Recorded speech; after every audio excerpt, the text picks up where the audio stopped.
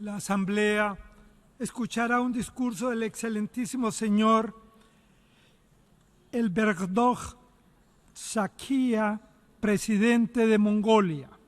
Solicito a la representante de protocolo que acompañe a su excelencia.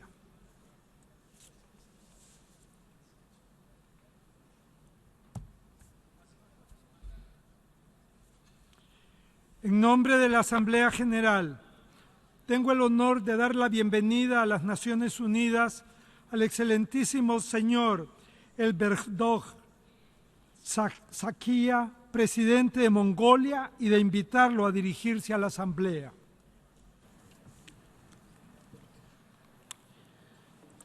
Mr. President, Mr. Secretary General, Excellencies, distinguished delegates, ladies and gentlemen. At the outset, I wish to join others in extending our heartfelt congratulations to you, Mr. President, on your election as President of the 71st session of the United Nations General Assembly. Mongolia pledges its full support to you. Mr. President, it's my great honor to address this august body for the 7th time on behalf of the Mongolian people. I am the youngest of 8 sons. For generations, my family lived as a nomadic herdsman in the western highlands of my country. My mother and father never dreamed that one day their youngest son would be speaking from this respected podium to the largest assembly of the world. I am proud to serve for my country upon the free will of our people. Thank you. Mongolia is governed by democratic rules. The president has a constitutional term limit. So my mandate ends next year. This is my last address as the President of Mongolia to the United Nations General Assembly. But the people of Mongolia will continue to be citizens of the global community together with all nations. I am proud that my country is a good friend and partner of every member state of the United Nations. I am confident that our next president would be given welcomed by all of you and be given the same respect and same spirit of cooperation which I enjoyed during these years. Distinguished delegates, achieving sustainable development is essential. It is essential because no one in the world should be left behind and deprived of their right to development. We must work together towards a world where everybody can have a dignified life, free from poverty, violence, and depression. I firmly believe that justice, stability, and security cannot be guaranteed without the rule of law and the respect for fundamental rights and freedoms for all. These basic principles must be respected and protected in every country by all governments. The United Nations turned 70 at the time of turbulence. Today we all witness many conflicts and terrorist attacks which became almost everyday news headlines. The world has its largest ever humanitarian crisis, including millions of people displaced from their homes. The slowdown in global growth and rising tensions in many places have threatened further progress. However, the intervening period was a year of inspiring collaboration as well. In some places, a long-fought war was over. Peace agreements are reached, and the development of dangerous weapons is restrained. The power of diplomacy has prevailed. Last year, we all together launched the 2030 Sustainable Development Agenda, Universal Action Plan for People, Peace, Prosperity, and Partnership. In December in Paris, the world turned a new page to combat climate change. As a global community, we are all following a new roadmap on our next 15-year journey. The Agenda 2030 and Paris Agreement provide clear guidelines for achieving what we have promised to do. We now must act together as we take responsibilities for the people. We now must boost our partnership to save the planet. We now need the resources to put to make this action plan work. Mongolia will ensure that no one is left behind by reaching out to the most vulnerable first. The principles and policies of the 2030 Agenda have been translated into our national strategy, and the Sustainable Development Vision of Mongolia 2030 is in action. Our agenda calls for the establishment of a diverse and inclusive economic structure, and that is for increasing decent jobs and providing opportunities and income generation. Our goal is to improve quality of life and to ensure environmental sustainability. Equally essential is cooperation between and among governments, international development communities, the private sector, and the institutions of the civil society. From our past experience of implementing Millennium Development Goals at the national level, we learned that irregular follow-up and review mechanisms are essential to achieving the SDGs. Therefore, accountability and quality of governance will eventually define the success SDGs. Ladies and gentlemen, tomorrow we will mark the landmark achievement on our collective journey to counter climate change. Let me take this opportunity to congratulate the parties which have formally ratified the Paris Agreement. The people of Mongolia joined the world in this fight to mitigate the climate change. We have concluded our national legislation process and recently ratified the Paris Agreement. The Paris Agreement is our common success. It is a result of our hard work. It is also a great inspiration for all of us. It's our bold vision and promise to our children to save the world for them. And we must deliver on this promise. Mongolia is one of the smallest carbon emitters in the world, but suffers disproportionately from the climate change. Desertification, deforestation, and the loss of biodiversity have been severe blows to the livelihoods of our traditional nomadic culture, and they spur further environmental degradation. Mongolia is holding its end of the bargain, but the promised international cooperation and support are still lacking. The benefits of the green funds and carbon credits are sorely missed in Mongolia, and many developed countries lack it. We urge the multilateral institutions to take the lead in these important efforts. We have one home, one world for all of us, and we have one universal goal to save it. And today is our time to act, and we must not miss it. We cannot miss our future. Dear colleagues, to that end, we must work for equality, inclusivity, and accountability in our governments and societies. Our agreed agenda called for inclusive societies and accountable institutions. People called for good governance and the rule of law through the 2030 Agenda. They asked for transparency and accountability in how our government plans and diverse development. We must be accountable for our actions and responsibilities. Accountability is a benchmark for good governance, and good governance is a key for global peace and prosperity. Therefore, we promote accountability and good governance in our society. The national law on public hearings and the policy for supporting public participation are in action in Mongolia.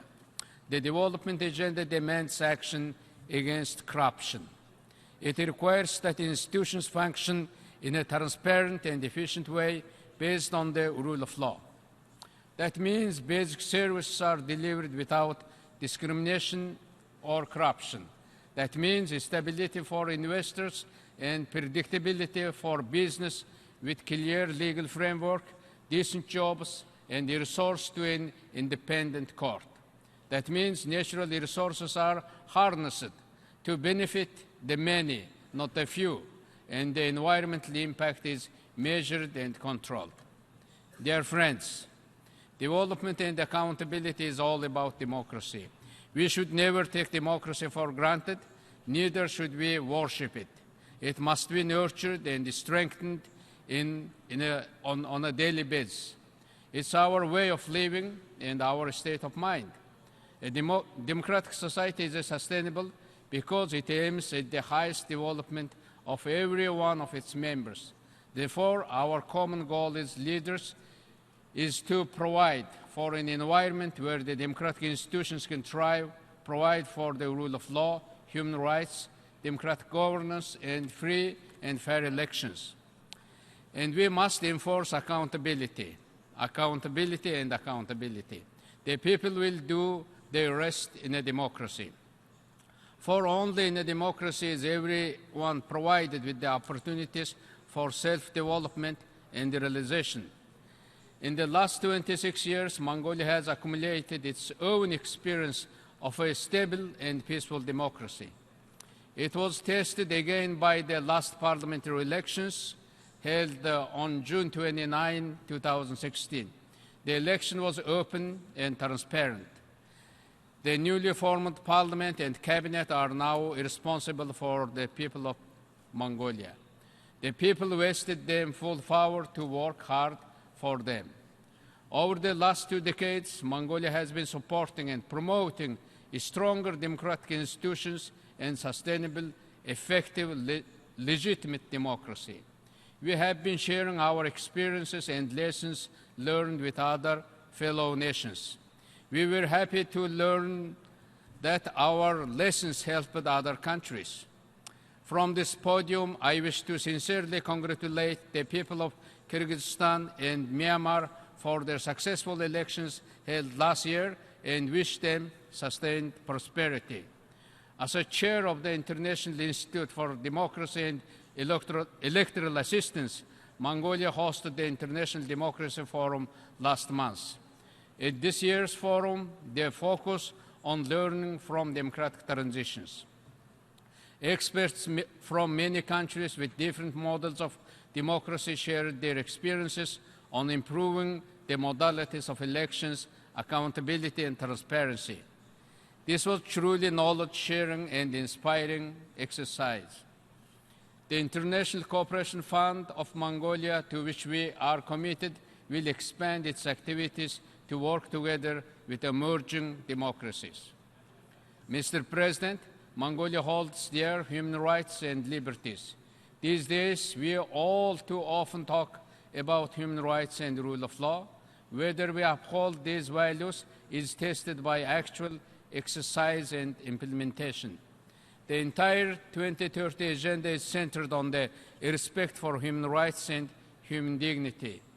We, the member states, have the primary responsibility for upholding human rights. To undertake its duty, Mongolia started a new phase of legal reform to ensure full protection of human rights, including the rights to justice. Mongolia abolished the death penalty. I believe that the death penalty is neither acceptable nor justifiable under any circumstances. I believe that one day our loving human family will become free of death penalty. I know it's not easy to exercise leadership on this tough issue.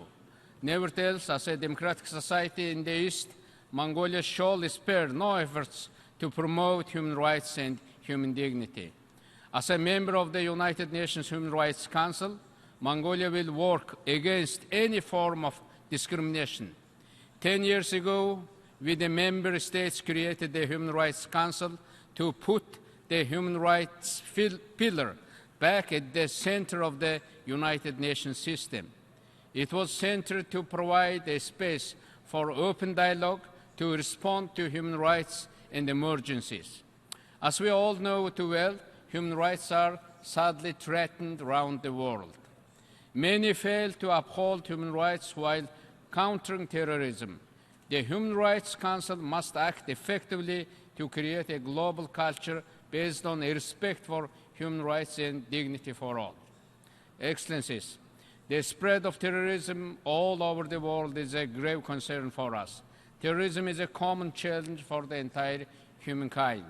It is a common threat to national security as well as to the global order. We all witness almost every day humanitarian disasters and massive human rights violations. Mongolia firmly opposes all forms of terrorism and violence. There is no justification for any terrorism. The international community must be united to defeat and counter terrorism.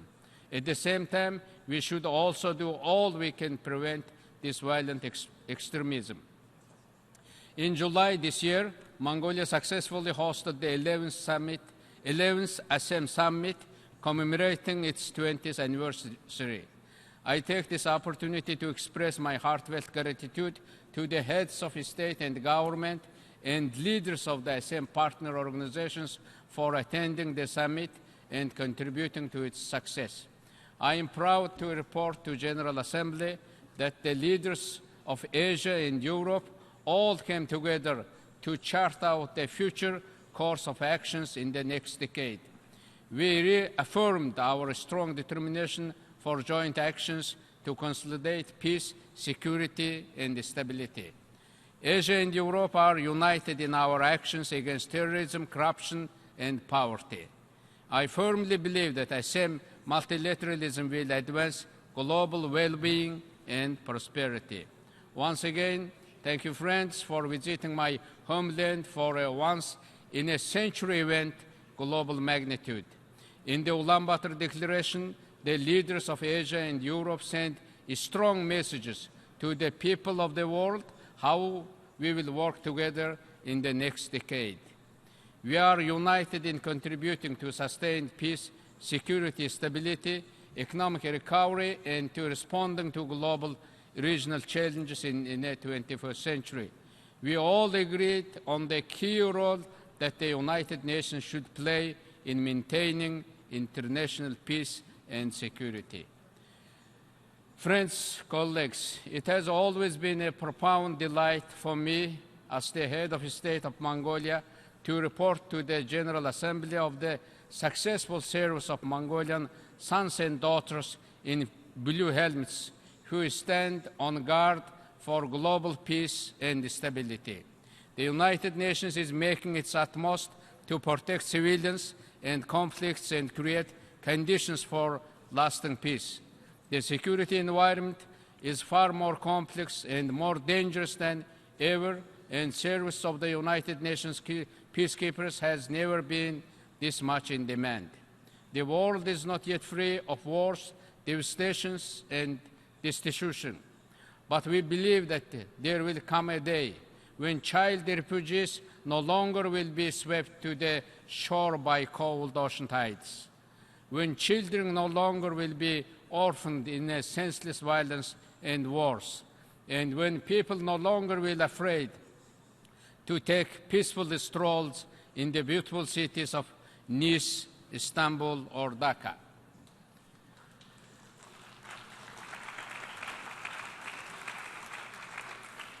Dear friends, South Sudan is still the youngest member of the international community. People of South Sudan need our help and support, and we are proud that Mongolian peacekeepers, together with fellow Blue Helmets, continue to extend their helping hand to the people of South Sudan. We honor their bravery and their dedication.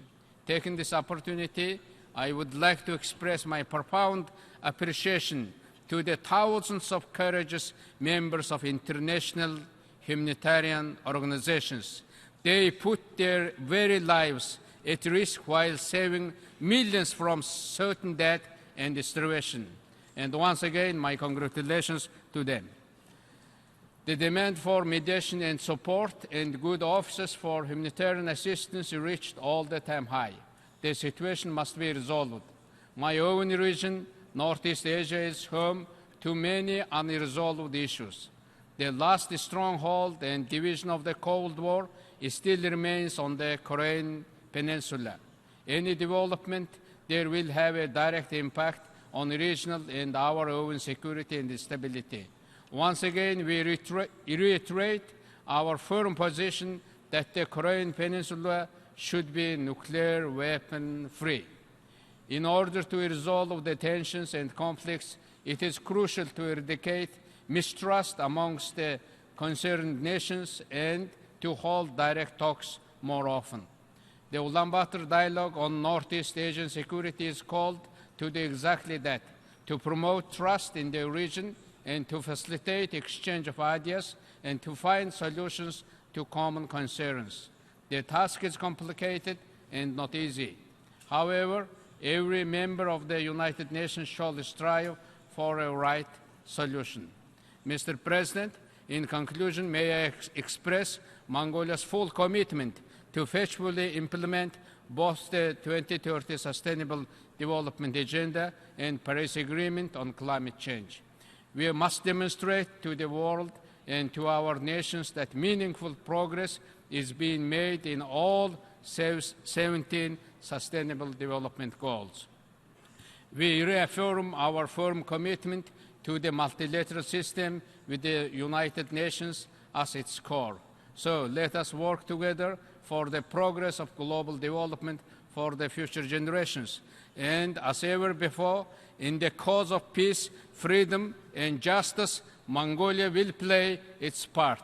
I thank you for your kind attention.